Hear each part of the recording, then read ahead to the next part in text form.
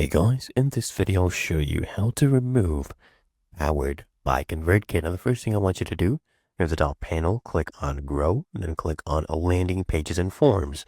And you'll be redirected to this page. You can either decide to create a new form, a landing page, or you can edit an existing one. So you just click on these three dots, click here on Edit. And now once this loads up, you can see here at the bottom there's a Build with Kit, right? All you need to do to remove this, first let me preview and show you that it's actually still there. There you go. Now let's exit this. Now just click on it, okay? And then in the right hand panel, you see this toggle button. It says General Styles and then Powered by Kit. All you need to do is toggle this off. Toggle off, show Build with Kit badge. And then once we preview this, check this out. It's completely gone, as you can see right here. And that is how you remove Powered by ConvertKit.